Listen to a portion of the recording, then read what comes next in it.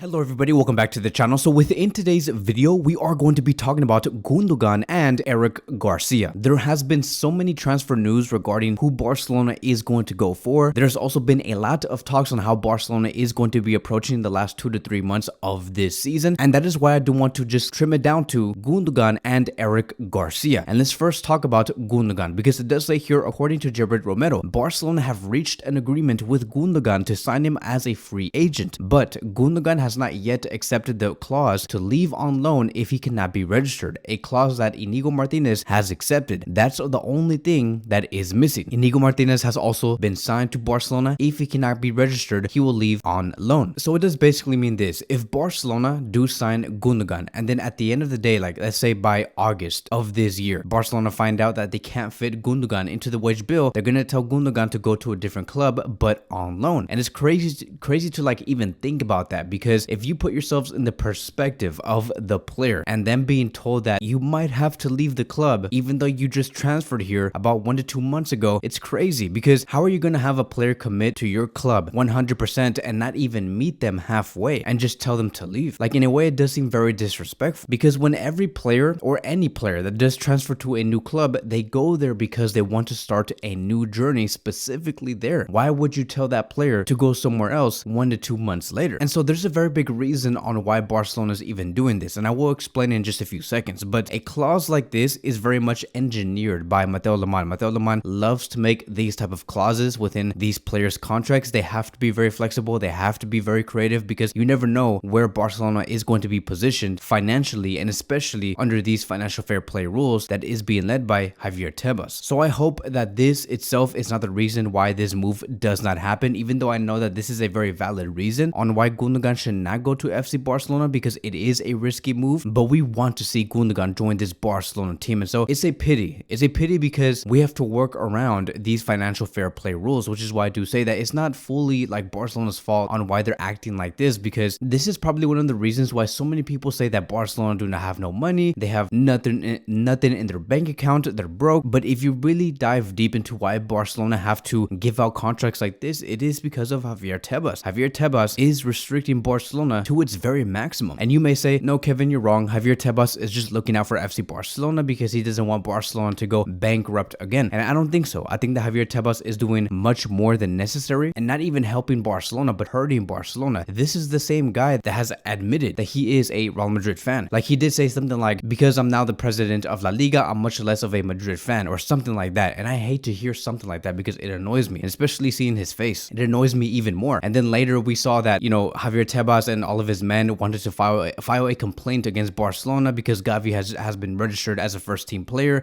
And then he also said that Joan Laporta should take a step down. And I'm like, dude, like, what's your problem? Like, what do you gain from Barcelona being less dominant in the football world? So Barcelona must do what they can. And yes, I do give the Gundogan transfer a green light. I would love to see Gundogan in this midfield and rotate with players like Pedri or Xavi. He is very much necessary. So now let's move on towards the next topic of today. And now let's talk about Eric Garcia. And I know that many of you guys are gonna like this one, because it says here, according to Relevo, Xavi has been playing Eric Garcia as a defensive midfielder in training, and the coaching staff have liked his adaptation to that position. Eric Garcia could soon play in that position for a official match. Then they continue to say, despite his lack of playing time, Eric Garcia does not plan on leaving FC Barcelona. And this is what I mean by when I did say in the beginning of the video, this is how Barcelona is going to be tackling the last 2 or 3 months of the season. They're going to be trying out new things, and one of those new things is Eric Garcia being in Sergio Busquets' role. How interesting is that? Now look, this idea is not new. We have been manifesting a move like this for so long, because he carries a lot of traits that a lot of central defensive midfielders do carry, and especially Sergio Busquets. Like, for example, if you want to be a successful Barcelona central defensive midfielder, you need to carry many things, but I'm gonna trim it down to just 4. You need to have great passing under pressure, like when you are being pressed. You need to have great ball distribution. You need to bring fluidity into the midfield, and you need to learn how to counter press. Busquets is a master in all of this, and Eric Garcia does fulfill many of these qualities. So to hear this player going into a role like this, it's exciting. It does change the midfield for the better if he does actually deliver, and it will certainly secure the future of Eric Garcia if he does succeed, because right now his situation is not well. I have already talked about this enough. That back 4 that we see, which is Balde, Christensen, Koundé, and Araujo, it's untouchable. You're not going to be able to touch that defensive line. I don't care who comes in from the football world, they're not going to be breaking that back four. That back four is just infamous. It is the best. It is a defensive line that can carry Barcelona into Champions League success. And so if Eric Garcia wants to turn around his career in Barcelona, he must take advantage of this opportunity, which is why we are hearing that Eric Garcia is impressing the coaching staff with him becoming a defensive midfielder. Maybe he really does like it and he has a lot of energy on delivering. Now, these role changes that we see from players, it happens all the time, and especially at Barcelona. Like historically, we have seen, like for example, Xavi Hernandez from converting into a central defensive midfielder into a central midfielder. And we saw Mascherano back in 2010 or 2009, where we saw him convert into a central defensive midfielder into a center back. Xavi Hernandez did say about a year ago that the higher you go in positions, like from center back, like from a defender to a midfielder, or from a midfielder to an attacker, the less time you have on the ball. If Garcia moves into the central defensive midfield position, he would definitely have much less time on the ball compared to him being a center back, which is why we do say one of the traits you have to carry as a defensive midfielder is to pass very well under pressure. And I remember Xavi Hernandez also explaining that at that time back in 2004 or in 2003, when he was switching roles and becoming a interior, then a central defensive midfielder, he was in a way complaining to the coach of Barcelona, and he was saying, why would I play in this position and play in a much higher position, because the center backs are going to press me much more than ever before, and I'm not comfortable on doing that. But in the end, Xavi has also explained that he had to adapt fast, and he was able to do that with great teaching. And I think that the same thing could happen with Xavi and Eric Garcia, now that we know that Xavi has lived through situations like this. So I do believe that Eric Garcia will be taught well, and he'll be learning a lot, and maybe we could see this against Elche. Now, he may look uncomfortable. He might be 1 second too late on passing the ball or 1 second too early on passing the ball. But if he understands the foundation and we allow him to breathe and give him more room to improve and improve game by game, he can become a phenomenal central defensive midfield. And so assuming that, let's say that he does very well and he provides, let's say, maybe 2 assists, because as a CDM, you are not necessarily known for bringing the most assists, but let's say he brings 2 assists and he knows how to organize the ball well, he knows how to counter press, he knows how to pass under pressure, and we just say, okay, this is our next Busquets replacement. I would love to see a midfield of Garcia, Frankie forming the double pivot with Xavi and Pedri as the high interiors. How great would that be? And how big of a turnaround would that be, especially for Eric Garcia? And then we can have players like Gundogan, Garcia, Pablo Torre all rotating within the midfield, which I believe will be the most ideal for Xavi Hernandez. So that is going to be wrapping up today's video. Thank you guys so much for watching, and I will see you guys in the next one.